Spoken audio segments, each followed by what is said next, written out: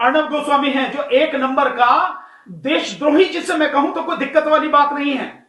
वो इस तरह का व्यक्ति है जो हिंदू मुस्लिम करके देश में आग लगाना चाहते हैं, देश में दंगे भड़काना चाहते हैं, उसकी पिटीशन तुरंत सुन ली। सो कहीं कोई सुनवाई नहीं है, सिर्फ अमीरों के लिए सुनवाई है, ताकतवर लोगों की सुनवाई है, सत्ता वाले लोगों के लिए सुनवाई है।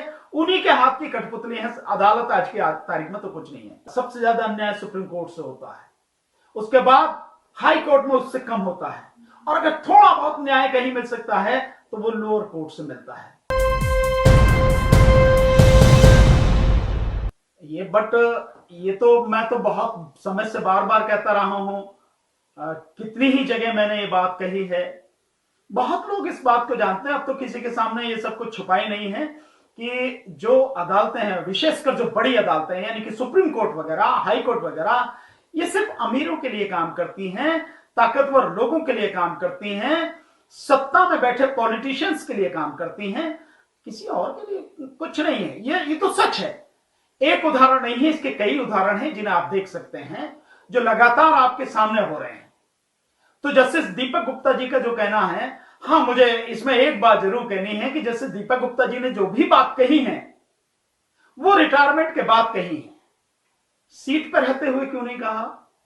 ऐसे पहले भी कई जजेस हुए हैं जिन्होंने रिटायरमेंट के बाद में ऐसी ही बातें कही हैं। ये सच आता रहा है, बार बार आता रहा है, थोड़े थोड़े समय अंतराल के बाद में ये सच आता रहा है कि जो अदालतें हैं वो अदालतें अमीरों के लिए काम करती हैं, पैसों वालों के लिए काम करती हैं, ताकतवर लोगों के लिए काम करती हैं, गरीबों के लिए कुछ नहीं। इसका तो बहुत सीधा सा एक उदाहरण ये देखिए कि किसी अमीर की तरफ से अगर कोई पिटीशन आती है और कोई पावरफुल जो एक वकील है, वो वकील जो है उसमें जब उसमें पिटीशन फाइल करता है तो अगले ही दिन जो है वो उस पर आ जाती है सुनवाई पर और उसमें ऑर्डर हो जाता है। अन्यथा तो एक एक महीना लग जाता है, डेढ़ डेढ़ महीना लग जाता है, पिटीशन आती नहीं उस पर, कभी कहीं ऑब्जेक्शन, कभी कहीं कुछ। ये सारी की सारी प्रैक्टिकल है जो हम लोग रोज देख रहे हैं। और इसमें एक और मजेदार बात आप देखिए, ये तो अभी आपकी समझ में आ जाएगा कि जो भूपेंद्र सिंह चूड़ामासा हैं, जो लॉ मिनिस्टर गुजरात गवर्नमेंट में, जो गुजरात हाई कोर्ट ने अभी उनका जो है मेंबरशिप कैंसिल की है कि भाई वो विधानसभा के मेंबर नहीं हो सकते क्योंकि वो गलत तरीके से जीत कर आए हैं। उनका जो है परसों पहले दिन शायद उनका वो हुआ है जो गुजरात हाई कोर्ट का, और आज सुप्रीम कोर्ट से उन्हें स्टे मिल गया, रिलीफ मिल गया उन्हें। सो बात खत्म हो गई। तो आप इसको समझ सकते हैं कि एक व्यक्ति, आप स्टे देने में इतनी जल्दबाजी कर रहे हैं। जो लोग हैं जिसमें स्टे होना चाहिए आप उस पर कोई स्टे नहीं दे रहे हैं। जो स्टे होना चाहिए, जैसे ऐसे संकट में भी 20,000 करोड़ की जो नए संसद भवन की जो योजना बनाई गई, जो उस पर जो रिट डाली गई, उस रिट को जो है स्टे नहीं किया गया। उस रिट को सुनवाई के लिए जो जल्दी सुनवाई हो उस पर सुप्रीम कोर्ट ने नहीं सुना। और जो आरटीवी का, जो भारत टीवी का वो अर्णब गोस्वामी हैं जो एक नंबर का देशद्रोही, जिससे मैं कहूं तो कोई दिक्कत वाली बात नहीं है, वो इस तरह का व्यक्ति है जो हिंदू मुस्लिम करके देश में आग लगाना चाहते हैं, देश में दंगे भड़काना चाहते हैं, उसकी पिटीशन तुरंत सुन ली सुप्रीम कोर्ट ने और उसको रिलीफ भी दे दिया गया। सो कैसे हो गया ये सारी की सारी चीजें। और जो बाकी और जो लोग हैं, अदालतें उनकी क्यों नहीं सुनती हैं?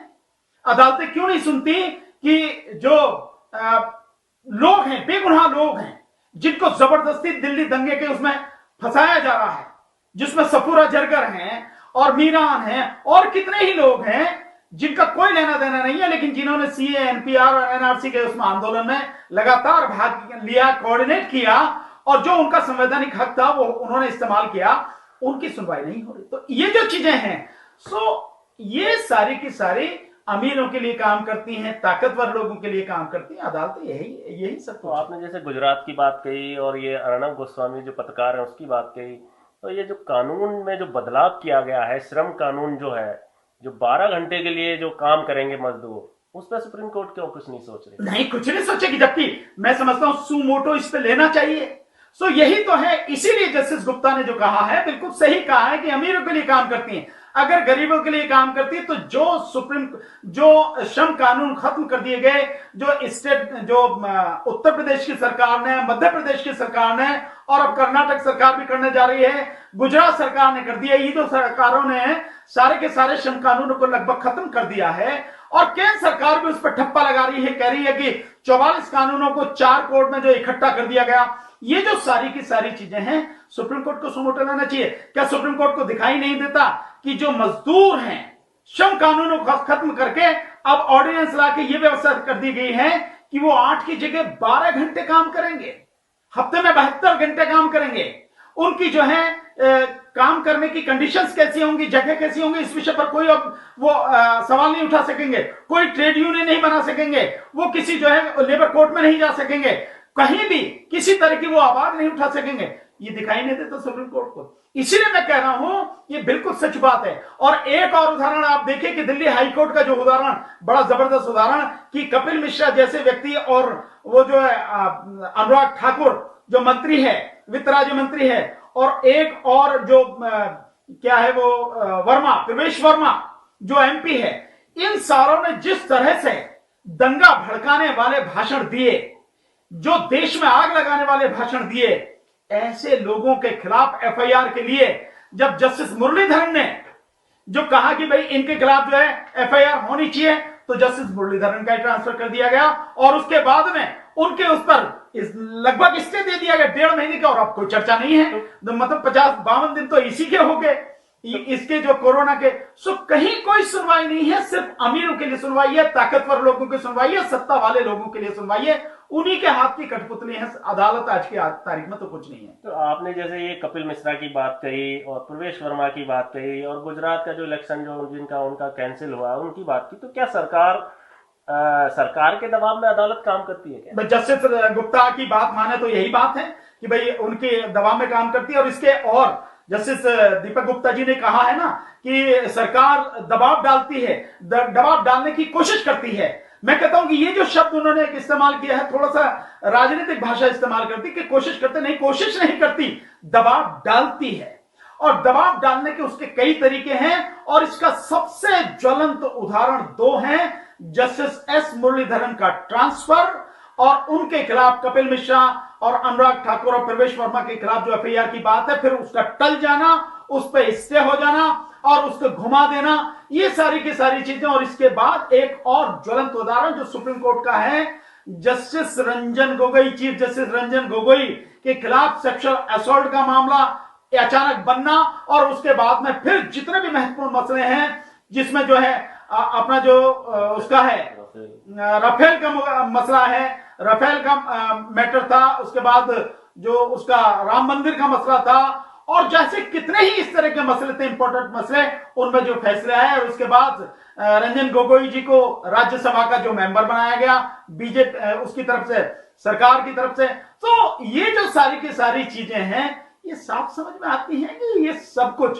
सरकार के दबाव में काम करती हैं। और इससे भी समझ लेना चाहिए कि जब 4 जजेस, अनफॉर्चुनेटली उसमें जस्टिस रंजन गोगोई भी शामिल थे, जब 4 जजेस बाहर आके 2018 में ये कहते हैं कि सुप्रीम कोर्ट में सब कुछ ठीक नहीं चल रहा और लोकतंत्र देश का खतरे में है, तो आप उसी से अंदाजा लगाना चाहिए, उसी से पता लग जाता है कि क्या स्थिति है। और इस तरह जस्टिस गुप्ता का कहना और पहले कितने ही जजेस होके गए, ये सारी की सारी जो चीजें हैं, ये साबित करती हैं कि सुप्रीम कोर्ट केवल अमीरों के लिए, ताकतवर लोगों के लिए, सत्ताधारियों के लिए काम करती है, उन्हीं के हिसाब से काम करती है। गरीब का कोई कहीं कुछ लेना देना नहीं है। वैसे भी जस्टिस वी.आर. कृष्णा अय्यर ने एक बड़ी जबरदस्त बात कही थी बहुत पहले, एक जजमेंट में उन्होंने कहा था कि सुप्रीम कोर्ट में सबसे ज्यादा अन्याय सुप्रीम कोर्ट से होता है, उसके बाद हाई कोर्ट में उससे कम होता है, और अगर थोड़ा बहुत न्याय कहीं मिल सकता है तो वो लोअर कोर्ट से मिलता है। अगर उनकी इस बात को देखें, इतने समय वो सुप्रीम कोर्ट के जज रहे और बहुत अच्छे जजेस में रहे हैं, जिनकी रेपुटेशन इस देश में नहीं दुनिया में बहुत अच्छी है, लोगों के लिए जिन्होंने फैसले दिए। तो ये जो सारी की सारी चीजें हैं, वो सब सबके सामने हैं कि किस मसले को सुप्रीम कोर्ट जरूरी समझती है, किसको नहीं समझती, किस पे सुमोटो ले लेती है और किस पे सुमोटो नहीं लेती। जिन पे सुमोटो लेना चाहिए उन पे कहीं सुमोटो नहीं लेती है। आज की तारीख में ये सारे क्या प्रवासी मजदूर जो है इन पर सुमोटो नहीं लेना चाहिए था, बल्कि प्रवासी मजदूरों के ऊपर जो रिट डाली गई है उसमें सरकार से पूछ रही है कि क्या उन्हें गांव जाने दे सकते हैं, गांव में घुसने दे सकते हैं। ये सरकार से पूछ रही है, जबकि होना यह चाहिए कि सरकार के खिलाफ पिटीशन आ गई, एक प्रवासी मजदूरों के लिए पिटीशन आ गई, सरकार को कहे कि 2 दिन में जवाब दे उसका, और जवाब जो है उसके बाद आर्गुमेंट सुनकर तुरंत उसको डिसाइड करे और जो उसको ठीक लगता हो वो डिसाइड करे। सरकार से क्या पूछना है कि उनको गांव में जाने देंगे नहीं जाने देंगे। और फिर इसके ऊपर चीफ जस्टिस, जो वर्तमान चीफ जस्टिस हैं, उन चीफ जस्टिस का ये बयान कि आपदा के समय तीनों स्तंभों को, न्यायपालिका को, व्यवस्थापिका को और कार्यपालिका को, यानी सरकार के साथ में मिलकर न्यायपालिका को काम करना चाहिए, मिलकर काम करना चाहिए। इसका मतलब यह है कि जो सरकार कहे वो काम करोगे, वो कर भी रहे हैं। इसमें कोई जस्टिस गुप्ता ने कोई ऐसी नई बात नहीं कही है, ये बिल्कुल सही बात है, गलत बात नहीं है, बिल्कुल सही बात है। और न्यायपालिका है किस लिए? न्यायपालिका इसलिए नहीं है कि उनके साथ मिलकर काम करें, न्यायपालिका इसलिए है कि सरकार सही काम कर रही है या नहीं उसको देखे और सरकार को कहे कि सही काम करे, इसी के लिए न्यायपालिका है। लेकिन आज न्यायपालिका के माने बदल चुके हैं। न्यायपालिका मैं कहूंगा कि एक तरह से लगभग खत्म हो चुकी है। थोड़े से जजेस हैं जो बहुत ईमानदार हैं, बहुत इंटेलिजेंट है, बहुत अच्छे हैं, जमीनी सच्चाई को समझते हैं। उनके पास कोई मसला जाता है तो उसमें वो डिसाइड करते हैं, बाकी हालात बहुत बुरे हैं। इसलिए जस्टिस गुप्ता का कहना बिल्कुल सही है। लेकिन एक मेरा निवेदन है, जो बाकी जजेस भी आए उनसे भी ये मेरा निवेदन है, रिटायर होने के बाद नहीं, जिस समय आप सीट पर बैठे हैं उसी समय कहो। कौन रोकने वाला है आपको? कौन आपकी नौकरी खा जाएगा? कहां यह बंदिश है? किस जज के लिए मना है कि देश की हालत पर वो बोले नहीं? किसके लिए मना है? किसी कानून में मना नहीं, कहीं भी मना नहीं है। तो आपको वही बोलना चाहिए, वही कहना चाहिए और उसी हिसाब से काम करना।